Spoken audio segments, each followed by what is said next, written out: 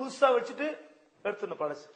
Every week you should place new bread upon the table and remove the old ones.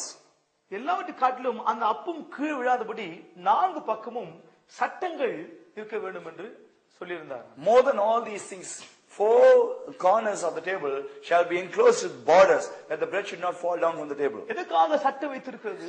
Why kinds of laws and borders are kept? அந்த அப்பம் கீழே விழக்கூடாது. That the bread should not fall down from the table. அது எதை காட்டுகிறது? What does it mean? தேவன் தம்முடைய மக்களை வழுவாதபடி அவர் பாதுகாக்கிறார். God protects his people from slipping away from his hands. தேவன் தம்முடைய ஜனங்களை எப்படி தான் பாதுகாக்கிறார்? How does the Lord protect his people? தூதரை வைத்து பாதுகாக்கிறார். He sends his angels and preserves them. ஜெபத்தின் மூலமாய் By பாதுகாக்கிறார். prayer he preserves them. அக்கினி மதிலா இருந்து பாதுகாக்கிறார். As a wall of fire he preserves them. இஸ்ரவேலுக்கு தண்ணீர் மதிலா இருந்து The பாதுகாக்கிறார். Lord was a wall of water around the people of எத்தனையோ Israel. மதில்கள் கொண்டு தேவன் நம்மை Through பாதுகாக்கிறார். many kinds of walls the Lord preserves us. கண்ணின் மணியை போல நம்மை He பாதுகாக்கிறார். preserves us as the apple of his eye. ஒரு சேதம் இல்லாமல் பாதுகாக்கிறார். Not even from one harm would come unto us. நோவாவையும் ஒரு சேதம் இல்லாமல் அவனை The காப்பாற்றினார். Lord preserved Noah from all dangers and perils. Shadrach Meshach Abednego அக்கினி அவர்களை சேதப்படுத்தாதபடி அவர்களை The காப்பாற்றினார். Lord preserved Shadrach, Meshach and Abednego, that fire should not do anything with them. Rahab என்னும் வேசியை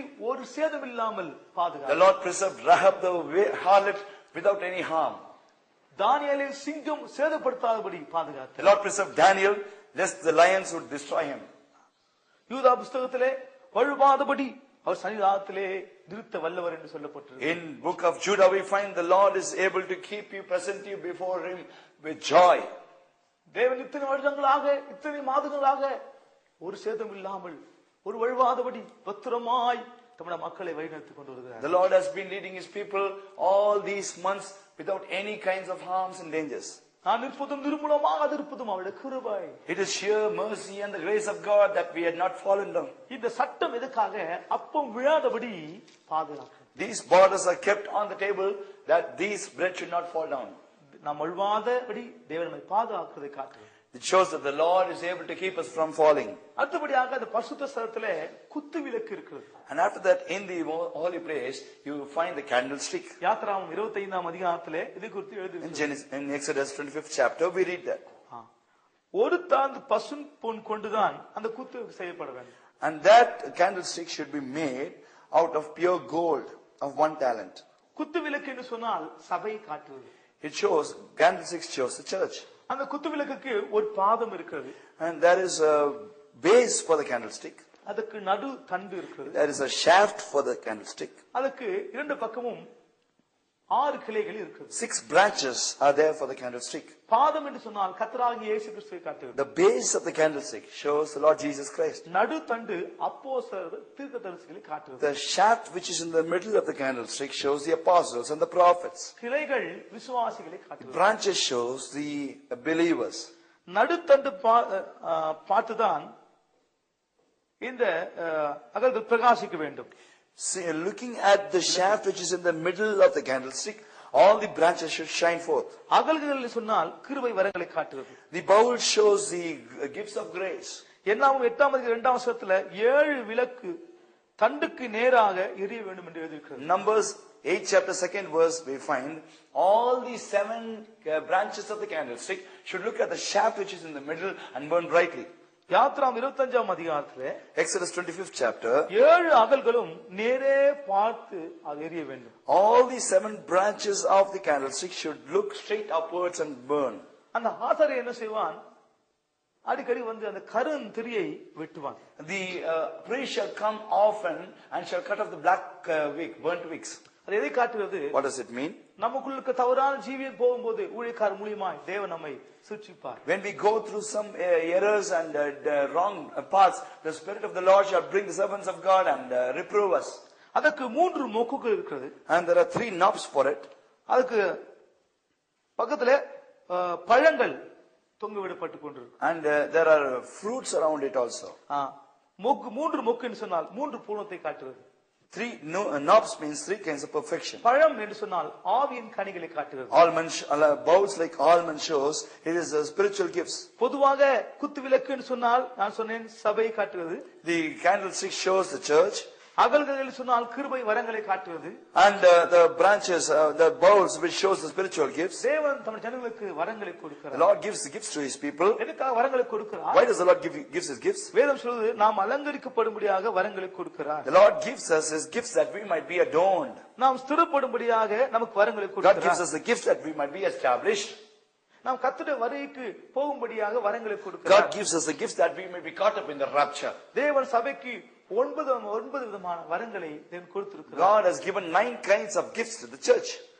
பிதா நித்திய ஜீவனை நமக்கு வரமாக கொடுத்திருக்கிறார். The Father has given us the gift of eternal life. குமாரனை நமக்கு வரமாக கொடுத்திருக்கிறார். He has given his own son as a gift for us. ஊழியர்கள் நமக்கு வரமாக கிடைத்திருக்கிறார். And we have received the servants of God as a gift. பரிசுத்தாவின் அபிஷேகம் நமக்கு வரமாக கொடுக்கப்பட்டிருக்கிறது. And the Holy Spirit has given us a gift unto us. வரங்களை நாம் பெற்றுக்கொள்ள வேண்டும். We should receive the gifts from the Lord.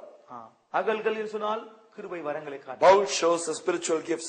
குத்து விளக்கு என்று சொன்னால் சபையை காட்டுகிறது. Candlestick shows the church. அடுத்தபடியாக இந்த பரிசுத்த ஸ்தலத்திலே ஒரு தூபபீடம் இருக்கிறது. And there is an incense altar in the holy place. Yatra 30ஆம் அதிகாரம் முதல் 7 வசனங்கள். Exodus 30th chapter, first 7 verses. தூபபீடம் இருக்கிறது. There is a incense altar. ஒரு முழ நீளமும் 1 cubit shall be the length ஒரு of, முழ அகலமும் 1 cubit the breadth of, 2 முழ உயரம். and it should be 2 cubits in height. இந்த தூபபீடம் ஜெப ஜீவித்தை காட்டுகிறது. This incense altar shows our prayer life. நாம் வரங்களை பெற்றால் போதாது. It is not sufficient to receive the spiritual gifts. நல்ல ஜெபிக்கிறவர்களாய் நாம் இருக்க வேண்டும். We should be a prayer warrior. இந்த தூபபீடம் ஜெப ஜீவித்தை காட்டுகிறது. Incense altar shows the prayer life. அந்த ஆசீர்வாதத்திலே இருக்க எல்லா பொருட்களை காட்டிலும் இந்த தூபபீடம் தான் உயரமாய் இருக்கிறது. More than all the other articles and vessels in the tabernacle, the incense altar is higher than all those things. அப்படியானால் ஜெபிக்கிற மனிதனை தேவன் உயர்த்துவார். If that be so, the man who prays, the Lord shall lift him up. தானியேலை தேவன் உயர்த்தினார். God lifted up Daniel. ஜெபிக்கிற மனிதனை தேவன் உயர்த்திக்கொண்டே The Lord shall exalt those people who really pray in the presence of God. அந்த திரை திறந்த உடனே முதல் சந்திக்கிறது யாருன்னு சொன்னா ஜெபிக்க, அதாவது தூபபீடம் தான் முதல் சந்திக்கிறது. As soon as you open the veil which leads to the holy place, we meet with the incense altar. கர்த்தருடைய வருகை யார் சந்திக்க முடியும்? ஜெபிக்கிறவர்கள் தான் சந்திக்க முடியும். Who shall see the Lord in his coming? Only those who pray in the presence of God. அருமையானவர்களே, அதனால தான் வேதம் சொல்லுகிறது எப்போதும் ஜெபம் பண்ணுங்கள், இடைவிடாமல் ஜெபம் பண்ணுங்கள், சோர்ந்து போகாமல் ஜெபம் பண்ணுங்கள். Therefore the word of God says very clearly, pray always, pray without ceasing, pray without fainting. ஜெபத்திலே உறுதியாய் தரித்திருங்கள். Stand steadfast in prayer. திறப்பிலே வாயில நிற்க ஒரு மனுஷனை தேடுகிறேன் என்று ஆண்டவர் சொல்லிக் கொண்டிருக்கிறார். The Lord is saying that he is looking out for a man who would stand on the breach. ஜெபிக்கிறவரை தேவன் தேடிக்கொண்டே The இருக்கிறார். Lord is seeking for a man who could pray. ஒருவனும் விண்ணப்பம் செய்ய மனுஷர் இல்லை என்று ஆண்டவர் பார்த்துக் The கொண்டிருக்கிறார். Lord is always going about in agony saying there is not one person to pray. என் நாமத்தை நோக்கி கூப்பிடுவர்கள் யாரா இருக்கிறாரா என்று ஆண்டவர் பார்த்துக் The கொண்டிருக்கிறார். Lord is looking out for a person to see whether there is a man to pray. அருமையானவர்களே, நல்ல ஜெபிக்கிறவர்களாய் நாம் காணப்பட We வேண்டும். should be men of real prayer. வேதத்திலே வாசிக்கும் போது அந்த அந்த தூபபீடம் 4 பொருட்கள் அதோட கூட கலக்க வேண்டும். The incense altar, when we read about that in the Bible, 4 things should be mixed with it. வெள்ளை போலம். Number 1 is the myrrh. Yatra 30ஆம் அதிகாரம் 34ஆம் வசனத்திலே 30th chapter, 34th verse. 4 விதமான பொருட்கள் இருக்கு. 4 kinds of things are written there. வெள்ளை போலம், First is stacte. குங்கிலியம், Number 2 is anika. Alfaham பிசினி, Number 3 is galbanum. சாம்பிராணி. Number 4 is pure frankincense. அப்படினால் புதிய ஏற்பாட்டிலே 4 விதமான காரியம் இருக்கிறது. If that be so, in the New Testament there are 4 kinds of ingredients. வெள்ளை போலம் என்று சொன்னால் விண்ணப்பத்தை காட்டுகிறது. Stacte shows a supplication. குங்கிலியம் என்று சொன்னால் ஜெபத்தை காட்டுகிறது. Anika shows prayer. அல்பாம் பிசினி என்று சொன்னால் வேண்டுதலை காட்டுகிறது. Galbanum shows intercession. சாம்பிராணி சொன்னால் ஸ்தோத்திரத்தை காட்டுகிறது. Frankincense shows the praising life. Pavul சொல்ற எல்லா மனிதனுக்காக விண்ணப்பங்களையும் ஜெபங்களையும் வேண்டுதல்களையும் ஸ்தோத்திரங்களையும் எடுக்க வேண்டும். St. Paul says that we should offer supplications, prayers, intercessions and praises for everybody. விண்ணப்பம் என்று சொன்னால் தாழ்மையோடு நாம் கர்த்தரிடம் கேட்கணும். Making supplication is to be humble in the presence of God and asking things. அடுத்தபடியாக ஜெபம் என்று சொன்னால் போராடுவதை காட்டுகிறது. Prayer means striving hard in prayer. Pavul சொல்றார் ஜெபத்திலே போராடுவது போல. St. Paul says, as I strive in prayer. மூன்றாவது வேண்டுதல் சொன்னால் கெஞ்சுதலை கேட்போம். Number 3, intercession is begging the Lord. கர்த்தர்ட்ட கெஞ்சினோம். We should beg with the Lord. ஸ்தோத்திரம் என்று சொன்னால் Praising means தேவன் நமக்கு கொடுத்ததான காரியங்களுக்காக நன்மைக்காக நாம் ஸ்தோத்திரித்துக் கொண்டே இருக்க வேண்டும். thanksgiving or praising means we should always remember the benefits of the Lord and praise Him. ஜெபம் பண்ணி முடிச்ச உடனே ஆண்டவரே ஜெபத்துக்கு பதில் கொடுத்ததுக்காக ஸ்தோத்திரம் ஸ்தோத்திரம் ஸ்தோத்திரம் சொல்லிக் கொண்டே After finishing up the prayer, we should say, Lord, for answering all my prayers, I praise you and thank you.